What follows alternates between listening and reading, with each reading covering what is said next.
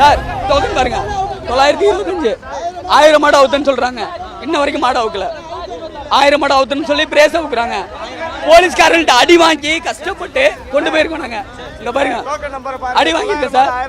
700 மாடு உள்ள நிக்குது சார் டோக்கனுக்கு. இல்ல அவுக்கல சார். பிரேஸ் தூக்கி போறன்ற பேர்ல வேஸ்ட் தூக்கி இருக்காங்க சார். பிச்சை எடுக்கிறதுக்கு வந்திருக்கோம் சார். 5000 ரூபா 10000 ரூபா செலவு பண்ணி வந்திருக்கோம் சார். நீங்க ஏன் ஆன்லைன்ல போடுறீங்க? அது கமிட்டி பதில் சொல்லுங்க சார். இல்ல அப்படின்னா ஜல்லிக்கட்டு பேரையில போட்டு ஊர் அசிங்கப்படுத்தணும் சார். கண்டிப்பா அசிங்கப்படுத்த. எதுக்கு சார் பண்ணணும்? கை வச்சிருக்கேன் சார் பாருங்க.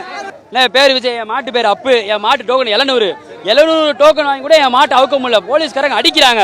பாலமேட்லயே வந்து கடைசியில முடிய போற நேரம் 1000 மாடு அவுக்கலனே 700 மாட்டு டோக்கனு.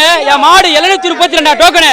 732 டோக்கன் வாங்கி கூட என் மாட்டை அவுக்க முடியாம இந்த தங்க காசு எவ்வளவு வரும்? எவ்வளவு வரும் இந்த தங்க காசு?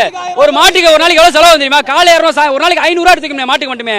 இவ்வளவு எடுத்து வச்சுமே ஒண்ணுமே வாங்காம பரிசுக்கு மாட்டை அவுக்கல. 732 டோக்கன் இப்ப வாங்கி கூட மாட்டை அவுக்க முடியாம வெறும் இதை மட்டும் வாங்கிட்டு போறேன். நான் பரிசுக்கு மாட்டை அவுக்கல. பொய்தான். 1000 மாடு அவுக்கல.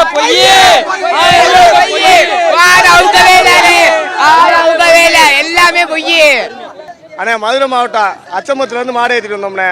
மாட்டுக்கு டோக்கன் 647 நம்பர் டோக்கன் 647 அவுக்கலாம்ன்ற நம்பிக்கையில் தான் நாங்கள் மாடு ஏற்றிட்டு வரோம். பின்னாடி பார்த்தா பெரவாடியில் உடச்சி மாடை பூரா உள்ளூர்காரங்க பூரா மாடு ஏற்றுறாங்கண்ணே. வெளியூர் மாடு பூரா அவங்க கொண்டு வந்து அவுக்கவே முடியல. 600 மாடு அவுக்க முடியல. கேட்டால் அவங்க 1000 மாடு நாங்கள் அவுத்துட்டோம்ன்றாங்க. இந்த வெறும் ஒரு தங்க காசு கொடுத்துட்ருக்காங்க. ஒரு நாளைக்கு நாங்கள் 500 ரூபா செலவு பண்ணுறோண்ணே. 500 ரூபா செலவு பண்ணுற இடத்துல எங்களுக்கு அந்த தங்க காசு பெரிய விஷயம் கிடையாது. மாட்டை அவுத்து அளவு பார்க்கணும் தான் கொண்டு வரோம். அவுத்துடாமே பெரவாடியில் வச்சு நீங்கள் சத்தம் போடுறீங்க. எல்லாரும் சவுண்டை கொடுக்குறீங்க அப்படின்னு சொல்லி அந்த தங்க காசை கொடுத்து அனுப்பி விடுறாங்க.